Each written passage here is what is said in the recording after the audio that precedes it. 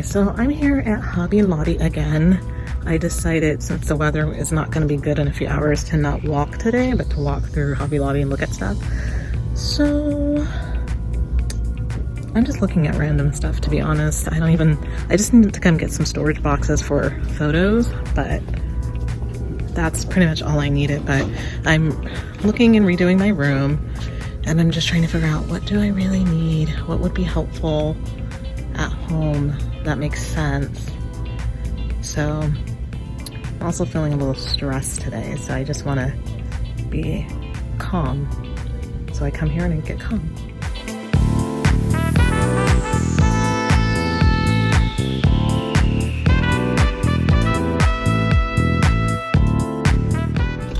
Hey guys, it is Saturday, leaving Cold Plunge, and I guess I should say this is another episode of Fix My Car, because after probably 3 weeks of having my car worked on again for the third time this year, my check engine light is back on. So I will need to take in the car again on Tuesday.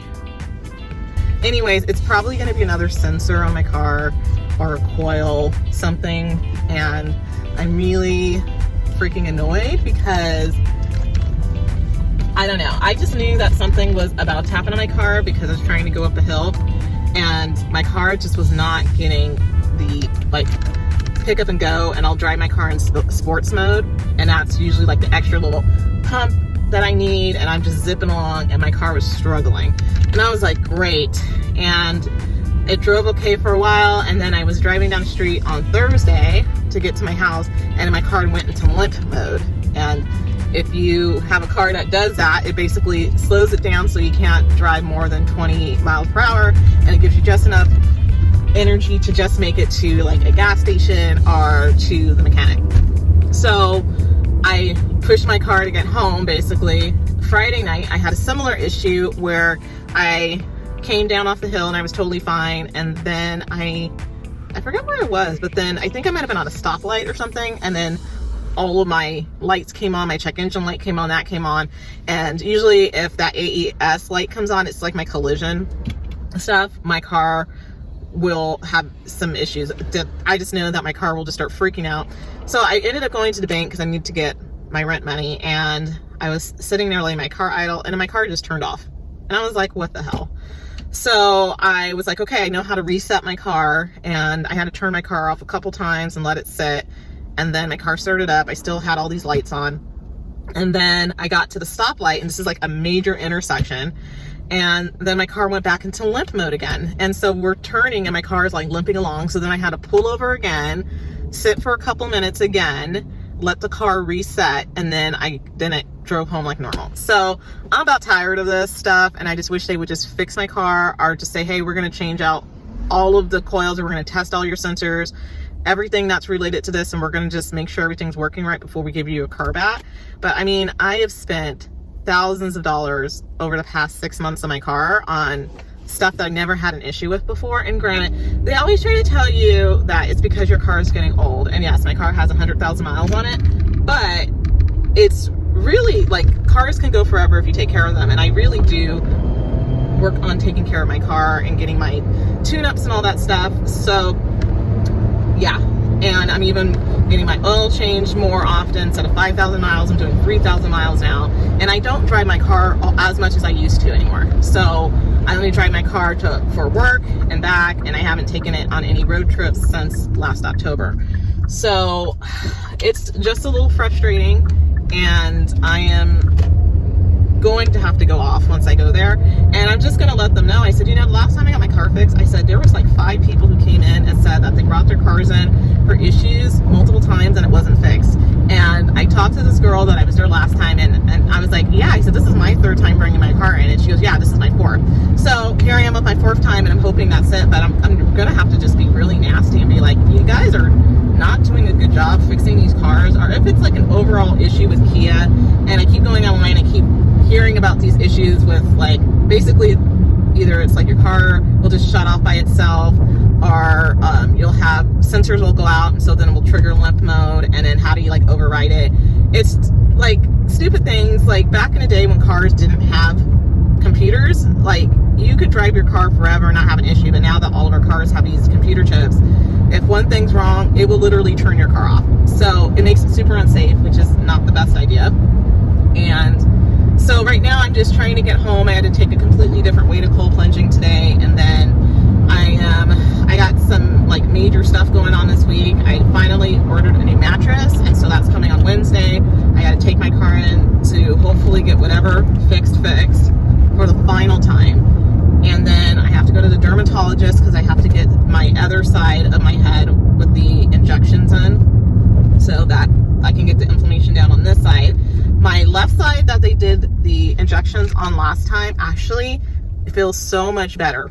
Oh, so much better. And I haven't taken a look at it, so every time I come in for the dermatology, they come and they take pictures of the back of my scalp where all like the inflammation and stuff is and my infection. And so like every time I come in, I'm like, it doesn't look any better to me, but they're like, oh my God, from when you first came in, they're like, it's a huge difference on that left side. So they're going to compare when I come in just to see like the difference. And then after this round of treatments and after I'm done with all my antibiotics, then we're going to see what is necessary. And they're probably like going to have to remove that part and then sew my head back together. I'm really hoping I don't have to get skin grafts. I'm hoping they're just able to stitch it back together, but I don't know. But we'll see. I'll worry about that. And then what else do I have going on this week? And then I have been deep cleaning and getting rid of everything in my room that I don't need. And so I have a pickup from Anbet. They're going to come pick up all of the stuff that I don't want. So I'm really looking at everything that I have, and really anything. Like I have all these old cell phones from back from when I first started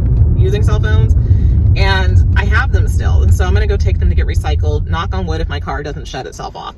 And that's a big deal. Get all of my stuff recycled and shredded, all of my paperwork, and then I'm going to figure out anything else I need to get rid of, and then do like a deep clean on my rug.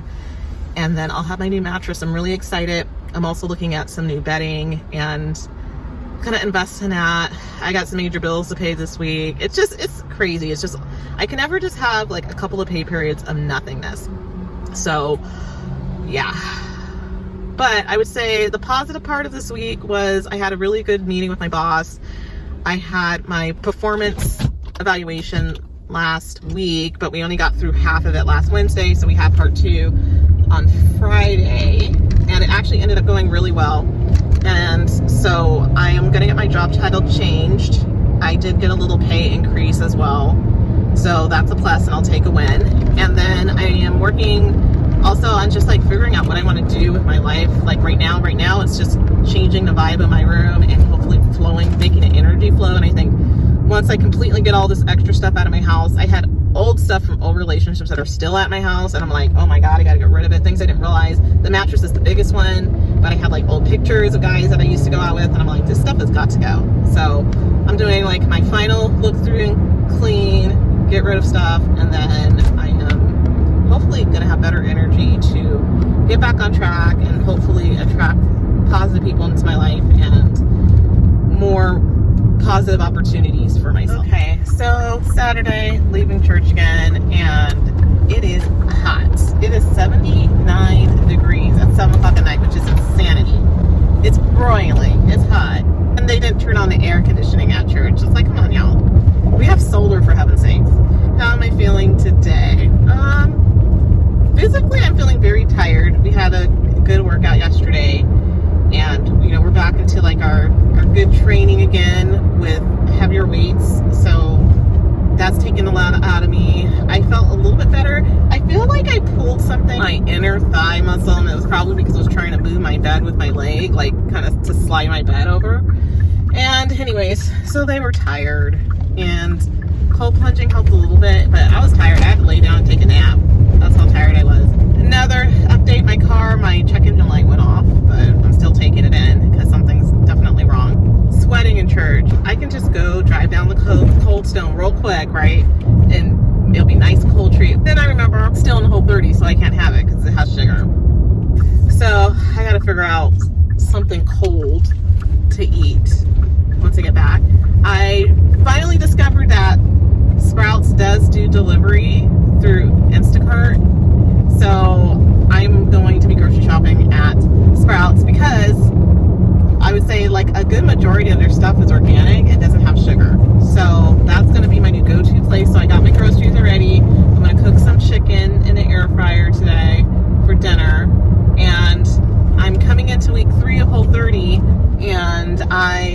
still feel pretty good. I had those 2 days, and I went looking online and in the book to be like, what the hell is going on day 10? Because they give you like, this is how you're going to be feeling, or possibly this is how you could be feeling. And of course, day 10, it's like you're going to feel like hell. You were like going strong, and it feels like you hit a wall. That's exactly what happened to me on day 10 and 11. I just hit a complete wall. I felt terrible, absolutely terrible, weak. I had a headache. I just didn't feel right. And I was telling my boss, like, we were having a meeting on Friday, and I was like, I just don't feel good. You know, I'm like, I said, but I've been through this before. It could be worse. It has been worse. But we ended up having, because like he's like, well, what do you want for lunch? And I was like, well, half the stuff I can't even eat that's here. So we ended up doing a smoothie. I'm glad I asked, because I was gonna just do almond milk, and I was like, wait a minute, hold up, is it sweetened? And they were like, oh yeah, our almond milk is sweetened. And I was like, oh, what else you got? And they're like, well, we have coconut milk, and I can do coconut milk. So that ended up working. So I ended up having it's like a cherry almond smoothie for lunch on Friday, or like snacks sort of, and that ended up being like pretty fine, and that just kept me going enough to make it back to my office for like my actual lunch, which was like salad and some like just stew meat, you know, some beef stew meat. So anyway, that's kind of what's happening here, and just continuing to just focus on eating healthy and staying away from sugar, and just cooking as much as I can. It's been so warm here that I haven't been wanting to cook at night. So getting everything cooked like last week, I think my move with the chicken, instead of doing a whole roast, I think that's going to be like a rarity, because I can't get through all the meat, because it only lasts like 3 days. So I think I'm just going to go back to like my boneless skinless chicken breast, because I can usually get through most of those and eat that. So I'll save that for like the times where I'm like really home all the time. But yeah, I had a lot of meat, probably a little bit too much. So I think either that, or I'm just gonna get like the chicken breast or whatever. But yeah, so I'm gonna make that. I have bought some potatoes. I really didn't have to buy a lot this time. I have a lot of fresh fruit and vegetables. I still have a ton that are still good. So I think tonight I'm gonna do my chicken. I have some squash, and I think that'll be it, because it's so hot. I don't want to really cook until after dark. I am continuing the reorganization of my room, and I was just thinking in church tonight, just thinking of all the stupid things that I should be paying off my student loan, but now I'm like, oh, I gotta finish, you know, paying off my bed, and I have my 6-month insurance coming up, and I have all this other stuff to pay. And then I remembered, oh, my cousin's getting married in September, and I have to buy plane tickets to fly up north, and a hotel, and all sorts of things. So I have to kind of figure all that out. I'm thinking, I had a whole nother plan prior, so I think I'm just gonna fly up the day of, and then maybe stay the night, and then fly back home, because I think their wedding is like 5 o'clock. So I'm just thinking of just staying overnight and then flying home on like Monday morning and heading into work then. But yeah, this coming week is just trying to get everything out. I thought I was going to get rid of my electronics today, but when I was driving to the place, I didn't see the signs anymore. And so I don't know, or they may have just been closed, but I have to find another place to recycle all my laptops and stuff. So I need to do some research on that. I got rid of a bunch of stuff this week as well. And then I think I might feel a little bit better. I'm also thinking of like just having like a housekeeper come and just do a really deep clean on my room. I think that's also going to help a lot. I clean it, but you know, we had like, I don't know if you've ever had like a house cleaner. Like when we were growing up, we had a house cleaner from time to time, and her name was Veronica, and you just knew when she was there because the house was immaculate. And it's like, I want that type of clean in my house, and I don't do that type of like major clean. So anyway, that's kind of where I'm at right now, but I'm still doing pretty good, and I'm just keep trying to encourage myself just to stay on the path. It's just so much easier this way than to just be fighting the sugar battle. And I don't know, I feel like I'm down 5 pounds, and I'm just trying to get over that hurdle, because I've been in the same kind of like stuck in this same weight thing. I'm trying to get past this weight range. And so for me, I'm just trying to get past that and just go back to what I was doing like last year when I did it for like 4 months and it was like super easy. And then I went to Europe and then everything just went to hell. But I have our biometric screening for work. I have to get that done. That helps me get cheaper insurance. So I want to make sure all my labs come back great on that. And I guess with dating, which is non-existent right now, I'm still on freaking dating apps. It's just, yeah, I mean, I know I just have to keep doing it. And, you know, everyone keeps telling me like it's a game of numbers. And I get that, but it's harder to see right now. All right, it's Sunday, just leaving cold plunge. I feel so much better. And I'm like, I'm just tired lying here doing the whole breath exercises. I don't know if it's this whole 30 stuff, but maybe it is. Maybe my body is just trying to just recover from all this non-sugar life. But anyways, I was lying on my mat, and usually that's a time where my mind likes to go through things that are bothering me, trying to understand why men waste women's time. My main thing is asking all the men of the world is, if you're not attracted to someone, why would you even bother to like go out with them, talk with them, and basically waste their time instead of just being honest and you're a nice person, but you know what, I'm just not feeling the attraction, or I'm not feeling the chemistry, however you want to say it. Leave a comment in the chat. Now I know, looking back on this last experience that I had, that I can't take someone's word for saying that you're being chivalrous, because chivalry means different things to different people. And for me, like, chivalry means opening doors and pulling out the chair, like old school chivalry, right? And putting me, like, protecting me as we walk down the street, right? Guys, I have found, have a different viewpoint. And this last guy that I was talking with had a completely whacked out view of chivalry and knew nothing about how to be chivalrous. Say one thing to, if you have sons growing up, whether you're mom or dad, teach them from when they're very young how to treat women, how to have complete and total respect for women. Because I feel like this last guy really didn't have that. Like, he had respect for his mom, like the way he spoke about his parents was always like in very high regard. But when it came to like how treating women and how they're supposed to be treated, and it was because he was like, well, I never had to do it. And I'm just like, just because you never have had to do it doesn't mean that you shouldn't try. I don't know, maybe I need to do a whole freaking series about my letter for men and how they can do a better job and how they would probably attract more women if they just change like a few minor things of like how they approach women or how they talk to women. I'm not saying like change who you are, but if you would like to see that, please leave me a comment in the chat, because I don't know. I think this needs to be like a really good discussion, especially like women who are in their late 30s and 40s. I think it would be a great topic to get a bunch of women on a call to talk about what are we as women, I guess you could say more mature women, are looking for. And one thing that I realize is that now I'm at an age where I can't date younger guys, because younger guys are expecting your body to look a certain way. And like, if it's not perfection, it's not good enough. I'm just like, I just don't want to deal with that. And I'm just thinking, like, if a guy is like my age or older, they're just going to just expect not everything to be in the same place as it used to be when I was in my 20s.